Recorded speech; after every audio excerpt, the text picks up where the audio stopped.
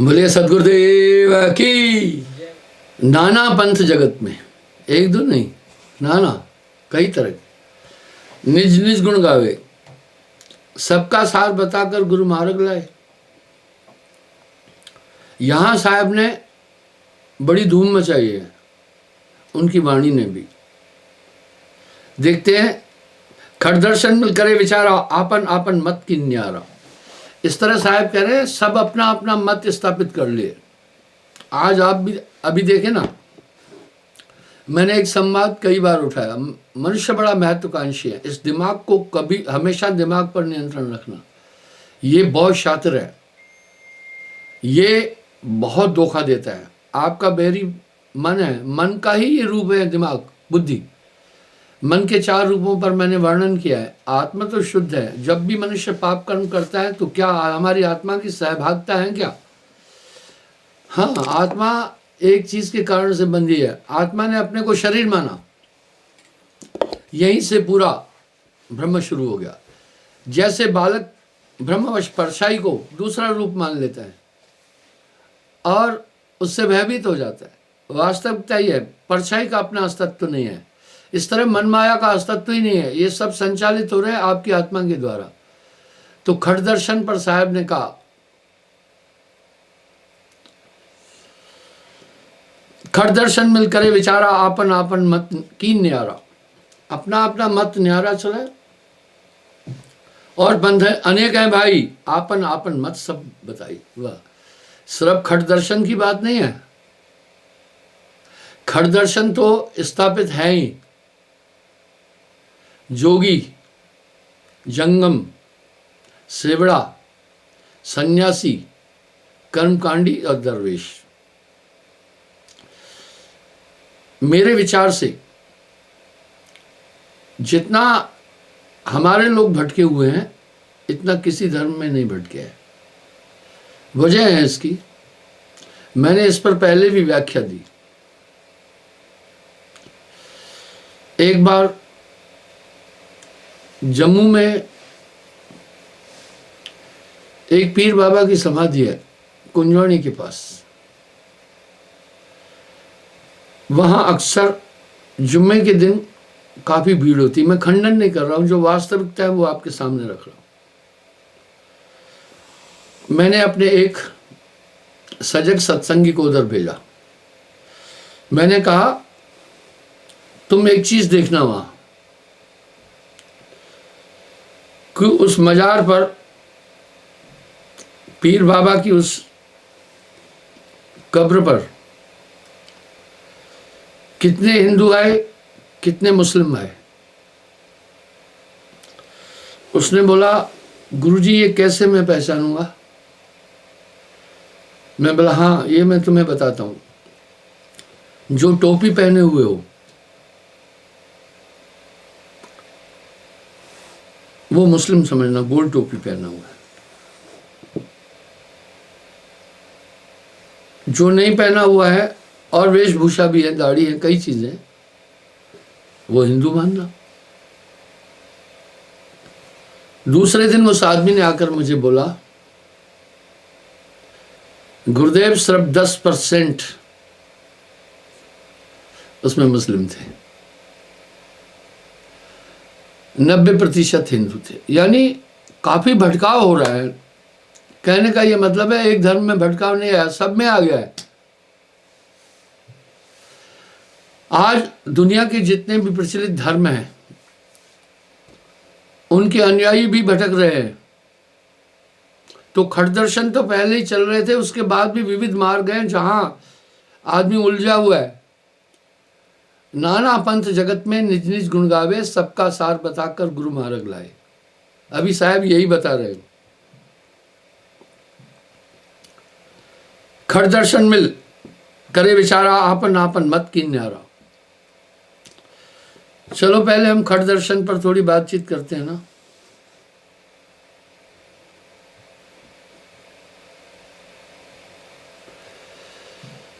जोगी, जंगम, सेवड़ा, कर्मकांडी, सन्यासी, दरवेश, धर्म का संचालन ये 6 दर्शन चलाते हैं। विविधता है इन 6 में, हमें समझना होगा इन 6 को। आप बाजार में जब कुछ चीज खरीदने जाते हैं तो पहले आप जानकारी लेते हैं, 2-4 दुकानों में घूमते हैं। जोगी क्या कह रहा है? जोगी पवन निरोध कर रहा है, यानी उसका क्या लक्ष्य है, हमें समझना होगा इन सब चीजों को। जोगी कहता है तुम्हारी आत्मा की शक्ति संसार में फैली है और आत्मा की शक्ति पवन द्वारा ही इस शरीर में है। प्राणों का उत्सर्जन आपकी आत्मा कर रही है, इसलिए प्राणों का आयाम करो। और संतत्व की धारा में भी इसका उल्लेख है, थोड़ा सुषुम्ना का उल्लेख मैंने पहले किया। और जब ये पूरी ऊर्जा तुम्हारी संग्रहित हो जाएगी, श्वास तुमने ऊपर चढ़ाई तो बॉडी लॉक हो जाएगी और तुम वहां ब्रह्म का, अपनी आत्मा का साक्षात्कार करोगे। उसके बाद संसार तुम्हें भ्रमित लगेगा, अपने पर नियंत्रण, तुम एक आत्मानंद की प्राप्ति कर लोगे। ठीक है, वो कुछ गलत नहीं कह रहे, इसलिए जोगी लोग सर्वोपासना नहीं करते हैं। आप गोरखनाथ जी को ही देखिए, योग का प्रारंभ तो शिव जी के द्वारा हुआ। इस संसार में 6 योगेश्वर हुए। प्रथम शिव जी 4 युग की समाधि करते, पवन चढ़ाते। दत्तात्रेय, शुभदेव, राजा जनक, वासुदेव कृष्ण, गोरखनाथ जी। योगी अलख निरंजन का उद्घोष करते हैं। मैं यहां किसी का खंडन नहीं कर रहा हूं। निंदा निंदा सब कहे, निंदा न जाने कोई, जैसे को तैसा कहे सो भी निंदा न होए। जैसे को तैसा कहे सो भी निंदा न होए। भाइयों, इसलिए वो किसी भी कोण से सर्वगुण उपासना नहीं करता है। बस वो कह रहा है पवन साधो, आपकी ऊर्जा आत्मा पवन में समा करके पूरे शरीर में आ गई है और इन इंद्रियों द्वारा और पंच भौतिक शरीर द्वारा जगत भाषित होता है। जगत है नहीं और तुम अपने स्वरूप तक आओ। गंजम शिवोपासना की बात करता है और शिव पार्वती का ब्याह वगैरह उस तरफ वो भी लगा रहा है। सेवड़ा तांत्रिकों को कहते हैं, ये विविध रूप से काम करते हैं। तंत्र विद्या इनमें प्रमुख होती है और मारण, मरण, सम्मोहन, उच्चाटन, वशीकरण आदि ये प्राप्त करते हैं और कुछ सिद्धियों को भी प्राप्त कर लेते हैं। आपको ये भरोसा दिलाते हैं कि हम आपका कार्य बनाएंगे। कुछ तो यथार्थ में थोड़ी शक्ति रखते हैं, कुछ वैसे ही घूम रहे हैं ठेलुआ। होता है ऐसा। इस तरह सेवड़ा लोग भूत प्रेत भी झाड़ते हैं। इसका प्रचलन भारत में बहुत ज्यादा है। सब मिलाकर इसको तामस भक्ति कहते हैं। तामस भक्ति मोक्षदायिनी नहीं है। इसमें मारण, मरण, सम्मोहन, उच्चाटन, वशीकरण आदि ये शक्तियां आ जाती है जो सिर्फ दूसरे का नुकसान कर सकती है। आप देखें असुरों ने वो भक्ति करके वो शक्तियां प्राप्त की थी और हिंसक हो गए थे। इसलिए तांत्रिक आपको यही दिशा देगा। आप देखते हैं कश्मीर से कन्याकुमारी पूरे भारत में आप देखें लोग डोरे डपटे बांधे हुए घूम रहे हैं। ये सब तंत्र विद्या में आते हैं। इनकी क्रेज है आजकल। हालांकि तामस भक्ति को वासुदेव कृष्ण ने मोक्षदायिनी नहीं बोला है। चौथा कर्मकांडी। कर्मकांडी भी कुछ कह रहा है, भाई वेदानुकूल चलो, वेद के मते से चलो और खटकर्म करो। जन्म संस्कार, मृत्यु संस्कार, यज्ञोपवीत संस्कार, विवाह संस्कार आदि, ये इससे जीविका उपार्जन का संसाधन है उनका। हम उन्हें भी बुरा नहीं कह रहे। आजकल लोग तो उस पर भी नहीं चल रहे हैं। बहुतायता तो एक ही बात की हो गई है, तामस भक्ति की,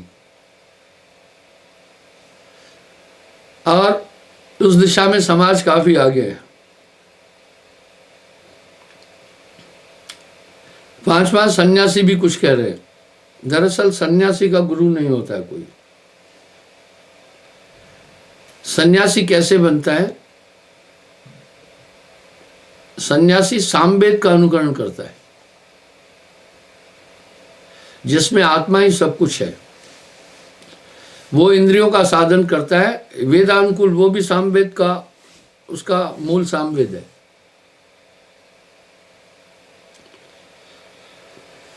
और सरगुण उपासना का मूल यजुर्वेद है। निर्गुण उपासना का मूल ऋग्वेद है। और कर्म ही धर्म है, इसका मूल अथर्ववेद है। इन 4 वेदों से फिर 4 उपवेद है। इन 4 वेदों से 6 शास्त्र निकाले गए। उन्हीं 6 शास्त्रों से 18 पुराण बने। 18 पुराणों से 128 उपनिषद बने। उन्हीं उपनिषदों से ही छंद विछंद और क्रिया कर्मकांड सबका उद्गम हुआ। आदमी मूल पर नहीं जा रहा है, बस देखा देखी जग चलता है। इसलिए कर्मकांडी कह रहा है, भैया आप ये चीज करो, आपको सिद्धियां और सुख प्राप्त होगा। उपासना करो, यज्ञ आदि करो। हम इसका खंडन नहीं कर रहे। एक कहावत है, something is better than nothing. नहीं मामा साहब, काना मामा भी अच्छा है, कुछ भी नहीं से थोड़ा बहुत अच्छा है। इस तरह वो लोग इस चीज को स्थापित कर रहे हैं। अब यहां साहब एक बात कह रहे हैं,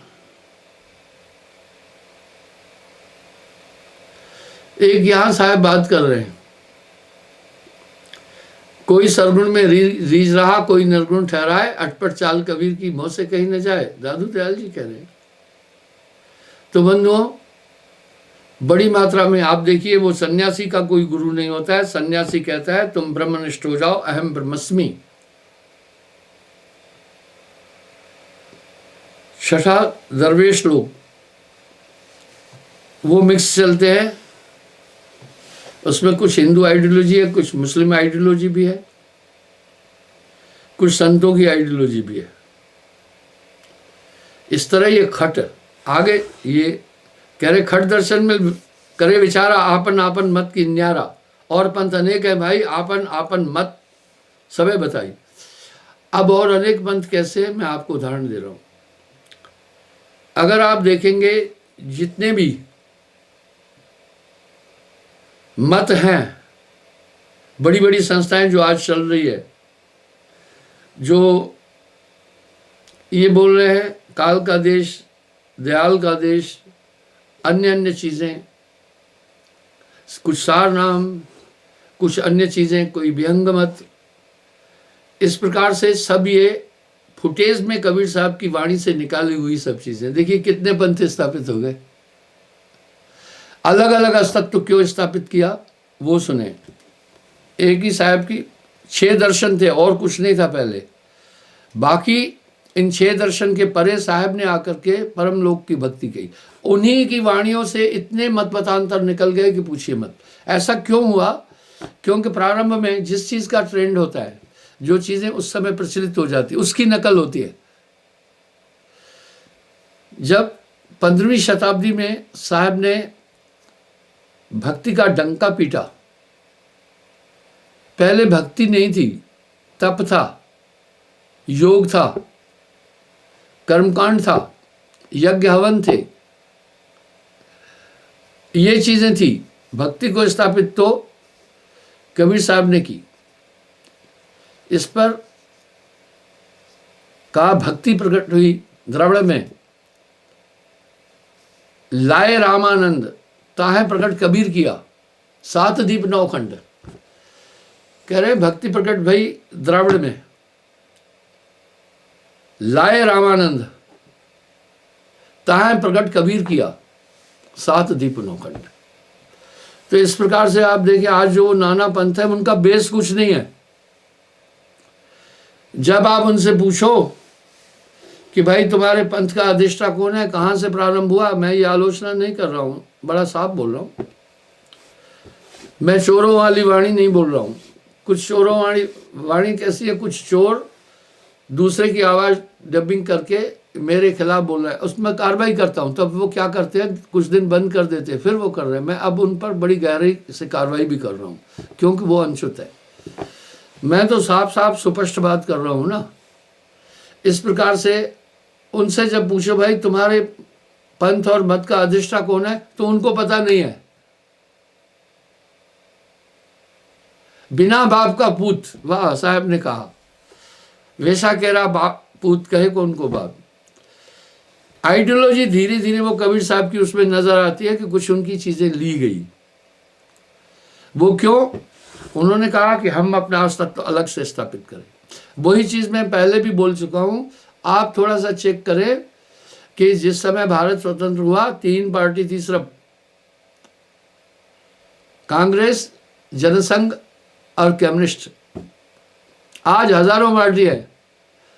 आखिर उनकी विचारधारा क्या है? उनमें से ही निकलकर तोड़ मोड़ कर खिचड़ी बनाकर अपनी अपनी बात बोल रहे हैं। आज आलम यह है, जिसको मैंडेट नहीं मिलता है अलग जाता है और अपने कुछ साथियों को लेकर के एक और नया पंथ बना देता है। अब उसके पास आइडियोलॉजी और कुछ है नहीं, वही है जहां पहले था, पर घुमा फिरा करके वो अलग वो एक अस्तित्व स्थापित करता है। इसी प्रकार से साहब कह रहे हैं मत कीने न्यारा और पंथ ने कहे भाई आपन आपन मत सब बताइए। साहब की वाणी में वजन है। कह रहे हैं इसी प्रकार से और भी कई मत हैं। अरे ये तो कबीर साहब के समय ही हुआ, नानक देव जी के समय ही हुआ। आप देखें कबीर साहब ने उत्तराधिकारी चुना धर्मदास जी को, धर्मदास जी ने चूड़ामणि जी को चुना, लेकिन उनके पुत्र नारायण ने विरोध कर दिया, उन्होंने भी अपना पंथ चला दिया। स्वाभाविक है। इसी तरह से नाना पंथ जगत में निज निज गुण गावे। आदमी उलझन में है और जितने मतपथांतर हैं स्वपक्ष का मंडन करके परपक्ष का खंडन कर रहे हैं। हाँ आप खंडन करें, खंडन झूठ का होता है, सच का नहीं। सच को तो स्वीकार करें ना, सच का खंडन नहीं हो सकता है, पर सच का भी खंडन करते हैं। वो खंडन झूठ का होता है, खंडित करते हैं झूठ को, सच तो खंडित ही नहीं हो सकता। तो इस प्रकार से आगे साहब क्या कह रहे हैं, साहब ने बड़ी स्पष्ट वाणी की है, बोलिए। कबरा खड़ा बाजार में सबकी मांगे खैर, ना काहू से दोस्ती ना काहू से बैर। अपनी अपनी कथा बतावे, कर्ता का स्थान न पावे, यानी वो अपने उस परम अस्तित्व को नहीं जान पाए, उस परम पुरुष को नहीं जान पाए।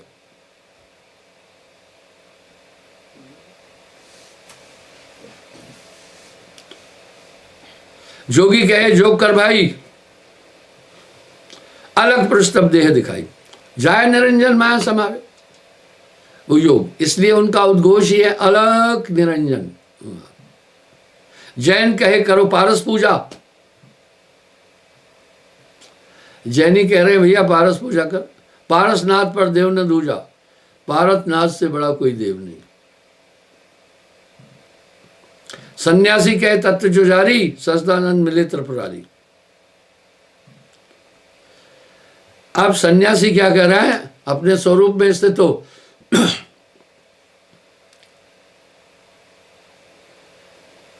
सच्चिदानंद मिले त्रिपुरारी। जंगम कहे करो शंकर सेवा, शंकर नाथ पर और न देवा। अब जंगम कह रहे करो शंकर से, उस पर और कोई नहीं। दरवेश कहे चार पर आवे, अल्लाह तब लाहूत दिखावे।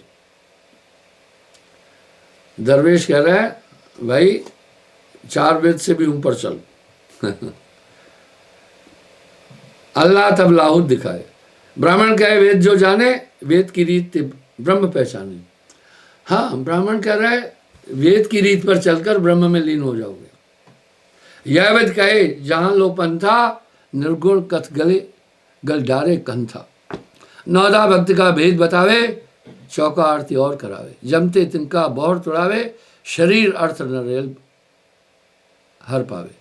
निर्गुण सरगुण निर्वाणा, लेके जाए जबे निनाना। वाह, निर्गुण निराकार निज सोई, अलख निरंजन जाने सोई।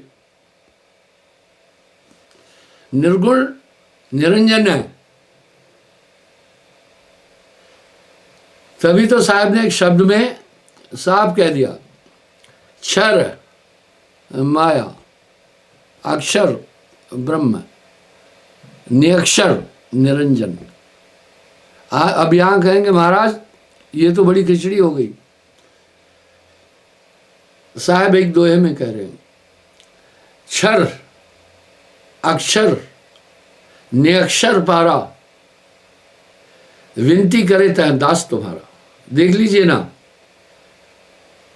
योगी लोग तो प्रज्ञावस्था में जा रहे हैं,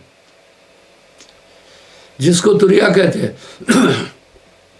योगेश्वर महाप्रज्ञा में जाते हैं, जिसको तुरियातीत बोलते हैं। अब कबीर साहब क्या बोल रहे हैं, निस्संदेह चौंकाने वाली बात है। क्षर अक्षर ने अक्षर पारा, विनती करे तो दास तुम्हारा। आगे क्या कहते, तुरिया यानी प्रज्ञा, तुरिया तीत, फिर तुरिया के बाद तुरियातीत, ताहे के बारा, विनती करे तो दास तुम्हारा। तुरिया तुरियातीत यानी तुरिया प्रज्ञा और महाप्रज्ञावस्था, ताहे के पारा। आप देखते हैं अवस्थाओं में आपका बोध, आपका ज्ञान बढ़ता है। मैंने इसका उल्लेख कई बार बोला है। जब आप नींद में जाते हैं, आपकी चेतना अभी से 16 गुना कम हो जाती है। ठीक वैसा ही होता है। और आप जब सुसुप्ति में जाते हैं, अभी से 1000 गुना कम हो जाती है आपकी चेतना। जैसे संध्या के समय सूर्य का तेज कम हो जाता है, जिस समय आपका विजन पावर वीक हो जाता है। और जब घोर रात्रि आती है तो और घोर अंधकार हुआ, फिर तो आपका बहुत ही कम पावर हो जाता है। इस तरह ये अवस्था है। साहब ने इन अवस्थाओं पर, तिस पर भी क्या करें, 14 अरब करीब है भागा, कबीर है भागा। 14 अरब साखी दोहे कहे, ना कुछ कहा ना बाकी राखा। अब एक शब्द कह रहे हैं, ना कुछ कह नहीं पाया पूरा, पर बाकी भी नहीं छोड़ा। इस प्रकार से ये पेड़ पौधे सुसुप्ति अवस्था में है, इसलिए इनकी चेतना बड़ी कम है। ये दुख सुख का आभास बड़ा कम करते हैं, होता है इनको भी। जीव जंतु जो है वो निद्रा अवस्था में है, अभी से 16 गुना कम ज्ञान है। पर हिता नहित पशु पक्षी जाना, मानव तन गुण ज्ञान निदाना। और मनुष्य चेतन अवस्था में है। ये अवस्था उनसे ठीक है, शक्तियां भी अलग है। इसलिए सृजन में देखो, मानव ने इसी चेतन अवस्था के कारण बड़े निर्माण किए। और देवता देवलोक के लोग तुरीय अवस्था में, उनमें मनुष्य से 1000 गुना ज्यादा ज्ञान है, इसलिए लोग उनकी उपासना भी करते। तुरीयातीत में योगेश्वर पहुंचते हैं। शास्त्रानुसार अभी तक 6 योगेश्वर हुए हैं कुल। और कबीर साहब क्या कह रहे हैं, तुरीयातीत ताहे के पारा, विनती करे तह दास तुम्हारा। इसलिए जब तुरीयातीत में जब वो पहुंच जाता है तो बहुत निराली शक्तियां आ जाती है। मैंने 3 सिद्धियों पर कहा, सिद्धि, महासिद्धि और परम सिद्धि। इसी प्रकार ये अवस्थाएं 6 शरीर पर भी मैंने व्याख्या दी है। हर शरीर में आपकी चेतना अलग हो जाती है। वह आप एक ऐसी कोठरी में जहाँ अंधेरा है तो आपका विजन कम होगा, आप ऐसी कोठरी में थोड़ी लाइट है तो आपका विजन बढ़ जाता है। इसी प्रकार ये शरीर है सब। तो बंधुओं, ये जब ये अपने मूल स्थान पर आत्मा पहुंचती है तो इसका अपना प्रकाश 16 सूर्य का हो जाता है। आप देखते हैं अंधकारमय वस्तुओं पर भी जब सूर्य का प्रकाश पड़ता है वो भी उज्ज्वलित हो जाती है। इसलिए वहां तो साहब कह रहे 16 सूर्य का प्रकाश एक आत्मा में है। वहां अवस्था अलग है, सबसे परे अवस्था है। तह के गए बहुर न आवे, तह के गए बहुर न आए, ऐसा देश हमारा है। अवधू बेगम देश हमारा है। आगे क्या बोल रहे हैं? वेद किताब पार नहीं पावत। वाह, वेद तो वेद, किताब कुरान। बोला वेद किताब पार नहीं पावत, कहन सुनन से न्यारा है। वो कहने सुनने में नहीं आता है, जो पहुंचा जानेगा भाई, जो पहुंचा। कहन सुनन से न्यारा है, कहने सुनने से न्यारा है। बिन देखे उस देश की बात करे सुकुर, आप तो खारी खाता है बेचत फिरे कपूर। तो ये शक्तियां वहां पर इस एक अजर देही को प्राप्त होता है। मन नहीं है, माया नहीं है, सब चीजें नहीं है। साहिब की वाणियों को अगर आप पढ़ेंगे तो आप थोड़े असमंजस में आ जाएंगे। इसलिए कबीर का गाया गाएगा 3 लोक में मार खाएगा, कबीर का गाया बूझेगा तो अंतर्गत को सूझेगा। आगे कह रहे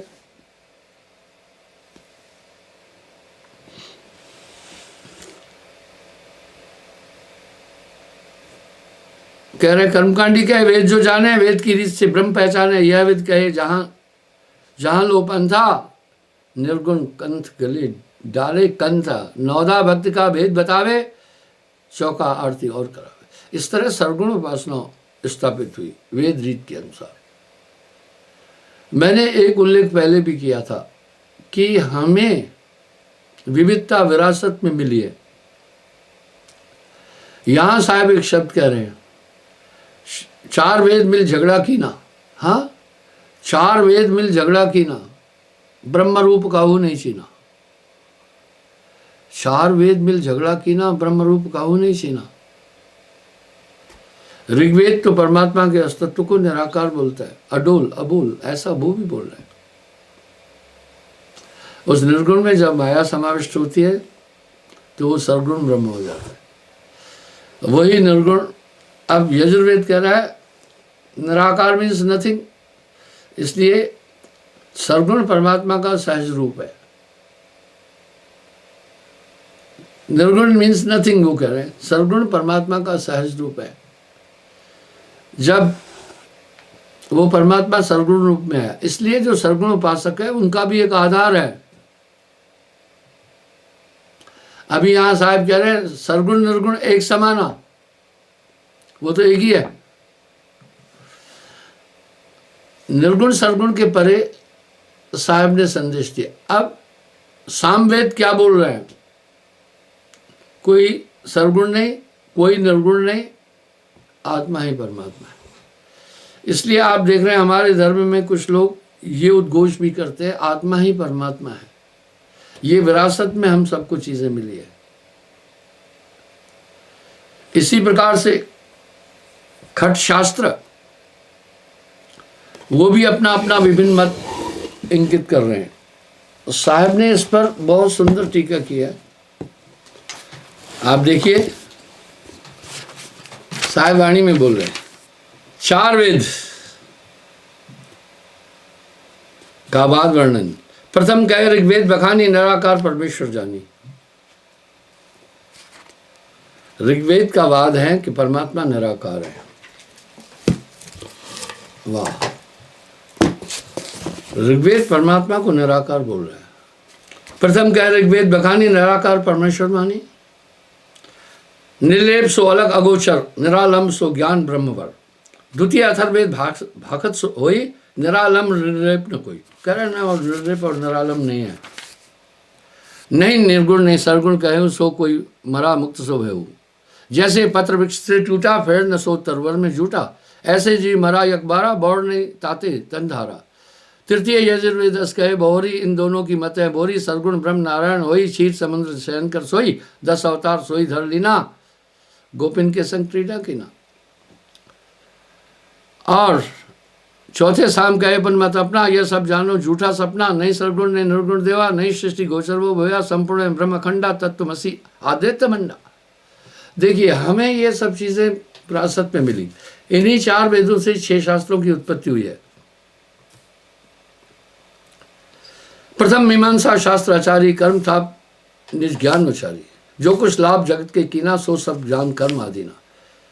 अब मीमांसा शास्त्र तो कर्म को स्थापित कर रहा है। कर्म है अधिष्ठान जीव केरा, कर्म ते करे जगत में फेरा। कर्म प्रवृत्त कर्म लय पावे, कर्म ही दुख सुख जीव भुकाए। भूत भव्य व्रत मानक जोई, कर्म अधीन सब जान सब कोई। अब कर्म को स्थापित कर रहे हैं। द्वितीय बात वैशेषिक वदंता, कर्म नहीं जानिए स्वतंत्रता। कर्म ते काल के बस में होई, काल पाए कर्म करे न कोई। जब कतहूँ पर गाद न होई, भोर कर्म तब करे न कोई। जो मध्यान्ह न संध्या होए, बिना काल सो कर्म कहावे। बाल कर्म ना होए तरुणाई, युवा कर्म नहीं शिष कर पाई। युवा कर्म कर सके न बूढ़ा, वृद्ध कर्म तरुण नहीं बूढ़ा। ताते निश्चय कर मानो, कर्म काल की वश में जानो। काल ही ब्रह्म और नहीं कोई, काल पाए अज हरिहर होई। वाह, काल ही कर्म और कोई ब्रह्म नहीं है।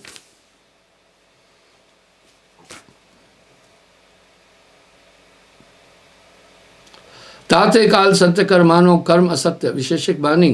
तृतीय न्याय निज मत अर्थाई, काल है छीन छीन है जाई। घट बढ़ जाए काल की बातें, काल कर्म नास्त दोई ताते। अच्छा, अभी मीमांसा न्याय शास्त्र क्या बोल रहे हैं? न्याय शास्त्र के रचयिता गौतम ऋषि। आप देखें, हमें विविधता तो हिस्से में मिली है। चौथे पंचल ये कहे लेखा, कहो कहाँ तुम ईश्वर देखा। तुम नहीं और जो ईश्वर लख पाई, तो पुन कैसे ताहें बताई। कैसे ईश्वर होए रे भाई, बिन देखे कहाँ बुझाई। ईश्वर वहां से कैसे जाना, बिन अनुभव बाके अनुमाना। पीतर पातर प्रतिमा पूजो, अनुमान हित मन में सूझो। यह सब झूठ भ्रम को फंदा, आत्म शुद्ध सच्चिदानंदा। पंचल शास्त्र क्या कह रहा है? ये सब पाखंड है, इसलिए आत्मा में आप पहुंच जाओ। यानी उन्हीं 6 शास्त्रों का, 4 वेदों का 6 शास्त्र बने। देखो वो भी अपनी अपनी अलग अलग थ्योरी बोल रहे हैं ना। ये हमें विरासत में मिला।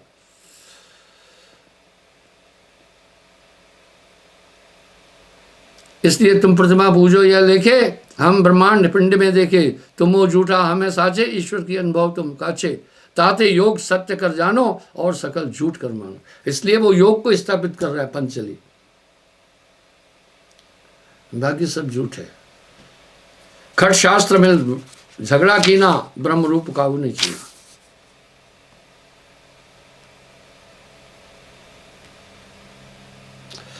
और ब्रह्म सर्वदेशी कह सोई, साक्षी सर्व अकर्ता होई। सब करतूत प्रकृति ठाना, योग समाज साधना नाना। उत्पत्त अस्त्र प्रलय कर्मा, सो सभी प्रकृति के धर्मा। 5 तत्व 25 प्रकृति, चारों देह आज सब नास्ती। अच्छा, ये सब 5 तत्व 25 प्रकृति, वो भी कह रहे हैं नाश पाना है।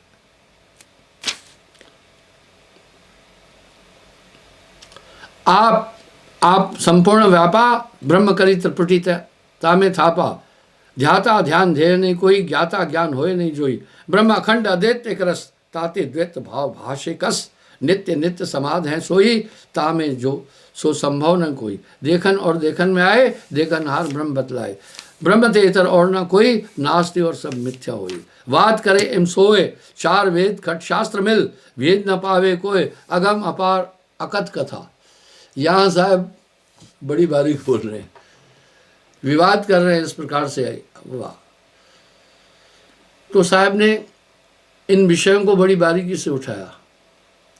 सब मिलाकर कहा, यह संसार काल है राजा, कर्म का जाल पसारा। चलन सा सतलोक छोड़े ये संसार। साहब ने एक ऐसे देश की बात कही जहाँ नहीं पढ़ने को चाहिए, जहाँ जन्म नहीं है, जहाँ मृत्यु नहीं है। ये चीज़ साधारण नहीं रही। और यहीं से उनकी थ्योरी स्थापित हुई। फिर उनकी वाणियों को चुराकर विविध पंथ स्थापित किए, अपना अलग अलग अस्तित्व स्थापित किए। उन्होंने सोचा कि उस पंथ का अगुआ जो है निर्धारित, वो स्थान हम प्राप्त नहीं कर सकते, चुराओ थोड़ी आइडियोलॉजी और इसी बात को पब्लिक को भ्रमित कर दो। यही चला बस। ना ब्रह्मानंद सही कह रहे हैं, नाना पंथ जगत में निज निज गुण गावे।